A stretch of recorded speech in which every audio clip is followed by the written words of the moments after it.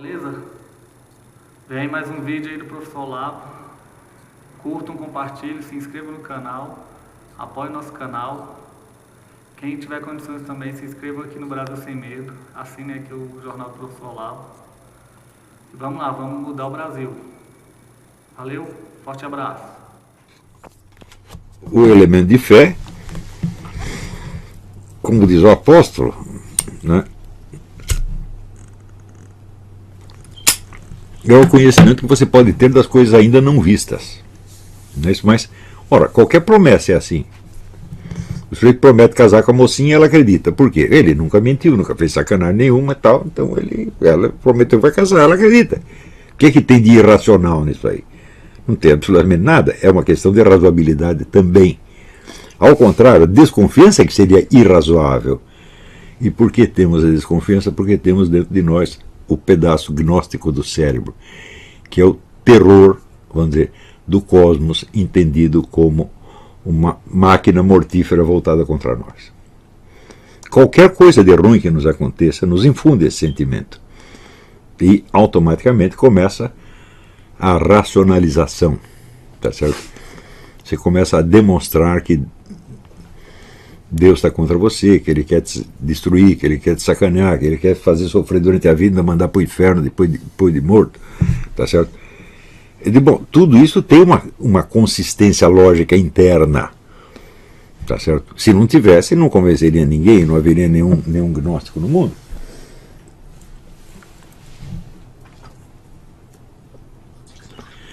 Agora, esta mesma consistência lógica interna que nos deveria alertar contra esse tipo de raciocínio. Por quê? Ali você está criando você mesmo está criando um sistema demonstrativo para provar que o seu sentimento, que é anterior, expressa a realidade das coisas. Só que ele só funciona a partir da sua própria premissa, que é o quê? Aquele sentimento básico de revolta ou de medo. Se você retirar isso, o resto cai. Então é um sistema fechado a partir de determinadas premissas. Premissas que você só aceita em certos momentos da vida. Que se você estender para outros domínios, você logo chegará a contradições. Por exemplo, é o argumento de Ivan Karamazov.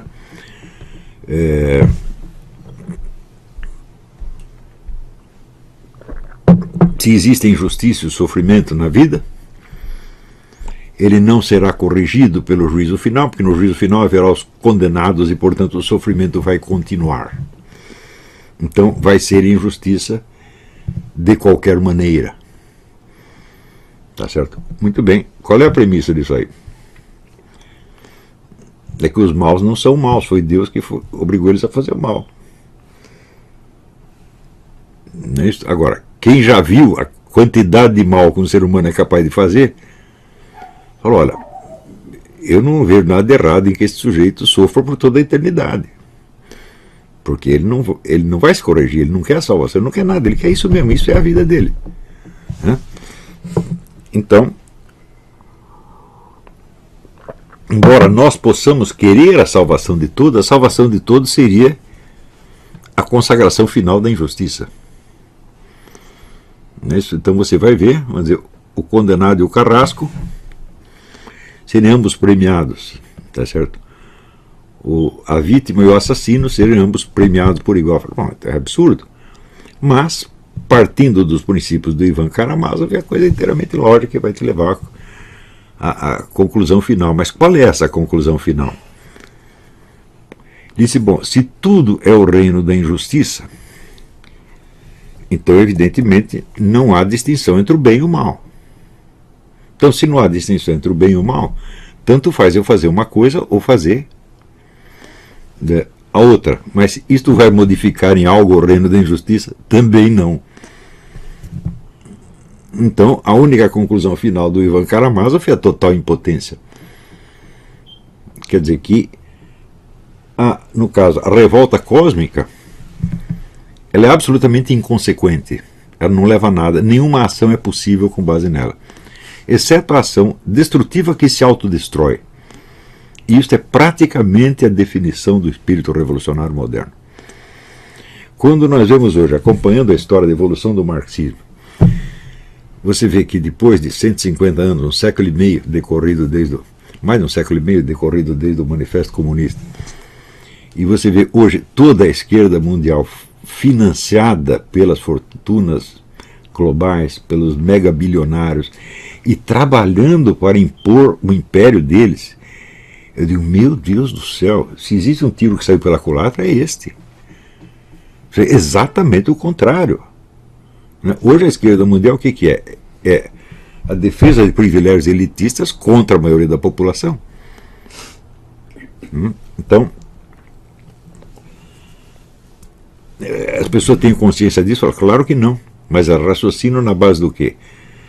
Dos conceitos fechados que levam, vamos dizer, a uma conclusão lógica, certo? E que não são corrigidos pela intuição da realidade em aberto. Então, essas são pessoas que vivem fechadas dentro de uma ilusão que elas não podem sair de dentro dali, porque seria um negócio aterrorizante.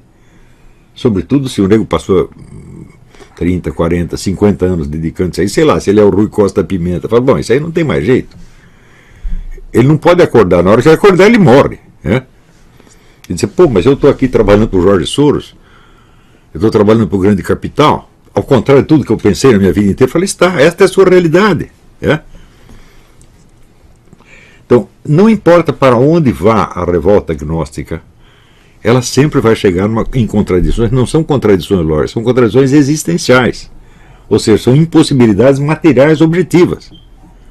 Como, por exemplo, esse negócio do imposto de renda. Fala, você quer eliminar o grande capital por meio do imposto de renda? Fala, não, mas vai funcionar exatamente o contrário. Como tem funcionado. Isso aqui nos Estados Unidos é a coisa mais óbvia do mundo. Porque aqui praticamente já não existe propriedade privada. Eu me encontro aqui uma casa que não esteja hipotecada. Ou seja, praticamente tudo aqui pertence aos grandes bancos que trabalham em parceria com o Estado. Então, por exemplo, o sujeito cria uma dívida com imposto de renda, daí o que se sugere? Você hipoteca a sua casa e paga a dívida com o dinheiro da hipoteca, você fica devendo para o banco, o qual, por sua vez, deve para o governo. Então, isso funciona em circuito fechado. Né? O que é isso? É a liquidação da pequena propriedade privada, mas não da grande. A grande, ao contrário, cresce, os bancos crescem, que é uma coisa impressionante. Então, como é que o nego que era economista, né, não percebeu isso? Não percebeu porque é um gnóstico. Ele está falando, está expressando em termos teoréticos a sua revolta gnóstica. Ele não está teorizando a partir da experiência da realidade. Está entendendo? A gravidade disso é um negócio imensurável. E isso hoje é uma coisa, é o padrão estabelecido em praticamente todas as ciências. Nas ciências sociais é do começo até o fim, né? E nas ciências, já invadiu as ciências físicas, invadiu as ciências médicas, invadiu. O gnosticismo não é propriamente uma doutrina. Há uma infinidade de doutrinas gnósticas incompatíveis entre si, tá certo? Mas existe um fundo comum que não é de ordem doutrinal, mas, lembra a lição do Friedlander, você tem que voltar das doutrinas às experiências originárias. Então, quando você não encontra uma unidade no campo doutrinal, pode ser que você encontre uma unidade no campo da experiência que originou essa diversificação doutrinal. Então, o gnosticismo é a experiência da desordem nua e crua, o caos, tá certo? O terror, o pânico, tá certo? No sentido do Milor Fernandes, Deus morreu, Marx morreu e eu mesmo já não estou me sentindo muito bem. Então, esta é a experiência gnóstica fundamental, tá certo? E justamente da experiência da desordem, sem a atenuação da fé, a fé não elimina a desordem, mas ela te dá um fio condutor, um tênue fio condutor no meio da desordem. Não é isso? Mas se você perdeu de vista a recordação de Deus, você não tem mais em que ter fé. Está entendendo? Então a palavra fé perde o sentido. ou vai adquirir, como na modernidade, já depois de muito, vamos dizer, trabalhado e retrabalhado por camadas e camadas e camadas de autores gnósticos, vai adquirir o sentido de crença. Crença numa doutrina, o que é uma coisa inteiramente absurda. Mas, primeiro que nenhuma dessas revelações aparece como doutrina. Está entendendo? Vamos dizer, ela aparece, vamos dizer, como, vamos dizer, um apelo divino, né, uma ordem divina, dada a Moisés, ou aparece sob a forma da existência, vida, paixão, morte e ressurreição do nosso Senhor Jesus Cristo. Quer dizer, são fatos. Né, e a fé, vamos dizer, é a fidelidade à recordação desses fatos, e não crença numa fórmula doutrinária. É uma coisa inteiramente absurda. Se você perguntar, você tem fé na doutrina? Eu falo, não tenho fé nenhuma na doutrina. Eu tenho fé no nosso Senhor Jesus Cristo, que é uma coisa completamente diferente. A doutrina foi sendo desenvolvida pelas pessoas ao longo do tempo e ela expressa, tenta explicar em termos racionais, né, aqueles acontecimentos, mas a doutrina em si mesma é nada. Não é isso? A doutrina vamos dizer, é apenas um discurso. A doutrina por si mesma não faz milagres. Tá certo? E muito menos é uma presença, quer dizer, ela é apenas um discurso, né, que você pode sempre discutir. Todo discurso é discutível. Quer dizer, o reino do discurso é o reino da dialética. Se você diz que uma coisa é assim, automaticamente, tão logo que você diz que é assim, alguém pode dizer que não é assim. Isso é parte da natureza da linguagem. A linguagem humana é dialética por natureza. É um jogo de afirmações e negações. Quer dizer, uma afirmação só tem sentido em função da sua negação possível. Não é isso?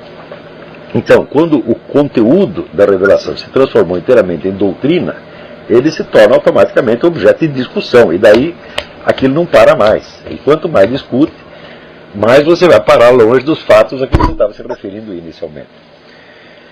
Então, dentro dessa situação é que aparece, para muitos indivíduos, a experiência do caos, da desordem completa, do desespero, do desamparo total. Tá certo? A qual é automaticamente compensada, né, pela aspiração a um domínio intelectual completo da situação.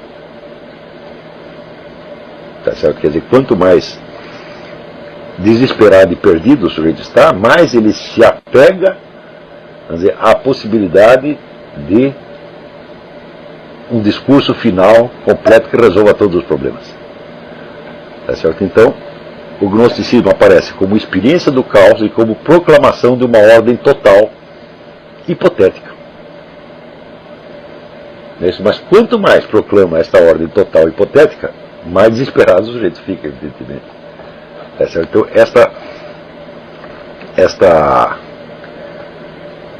este choque entre a desordem total e a presente e a ordem total hipotética, né, se traduzirá sob as várias modalidades do gnosticismo que aparecem ao longo da história.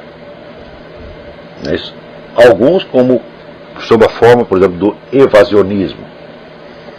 Quer dizer, nós estamos no mundo do caos, da desordem e do mal. Então nós temos que sair daqui o mais rápido possível. Por quê? Porque se nós sairmos, nós vamos para o mundo puramente espiritual, onde vigora a ordem, a paz, etc, etc. Então aí, por exemplo, o negócio dos cátaros, que é a proibição de procriar. Nós temos que acabar com a humanidade, temos que parar de nascer, porque esse negócio está dando errado. Quer dizer, nós só estamos no caos e na desordem, por quê? Porque nós insistimos em ficar aqui. Se a gente se retirar, nós vamos todos para, né, a terra sem mal, como falavam os nossos índios, né? Eram índios agnósticos. Então, a referência do gnosticismo aparece às vezes em pequenas tribos. Eu mesmo menciono os bantus ali no livro Jardim das Aflições, que vivem num mundo absolutamente desesperador, de onde Deus se retirou e não tem mais como você falar com ele, tá certo? Então, se Deus foi embora, só tem um jeito, você tem que sair logo para ir para onde ele está. Não é isso?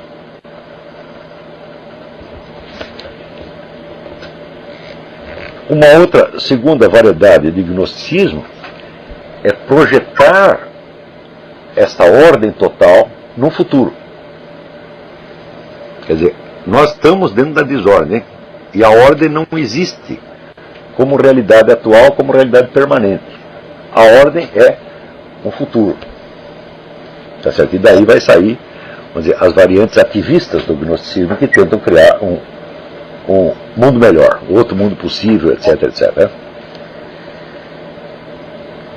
Minha pergunta é sobre Hans Jonas. Meses atrás tomei contato com alguns textos de Hans Jonas. Eu participava então de um curso de pós-graduação e surgiu uma disciplina com esse tema. Achei o autor original e sábio, mas fiquei com a pulga atrás da orelha, pois vi que ele era uma espécie de pai ou mãe do movimento ecológico. Bom, vamos direto ao ponto. O Hans Jonas sabe tudo a respeito do gnosticismo, escreveu um excelente livro sobre o gnosticismo, mas ele é meio gnóstico. Ele foi profundamente influenciado pelo pensamento gnóstico. Né? Então, ele não está... Eu acho que o longo contato fez mal para ele. Né?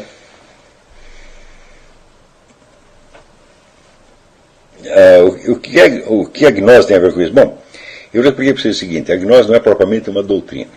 A gnose é uma dimensão da experiência humana. Sempre que você sente que o universo inteiro é hostil, que Deus está contra você, que o universo é um erro, você está vivendo a experiência gnóstica. Não tem ninguém que não passe por isso. Agora, alguns decidem teorizar esse estado. E vem tentar sair dele, eles começam a teorizar, a justificar. Pronto, isso é a gnose. Agora, se você procurar uma unidade doutrinal na gnose, não tem, aquilo é um saco de gato. Porque a gnose é um sentimento, uma experiência que você tem que te faz sentir certas coisas. E o ser humano pode teorizar qualquer coisa. Ele pode pegar qualquer estado subjetivo dele e transmutar aquilo numa teoria, como tentando justificar o seu estado.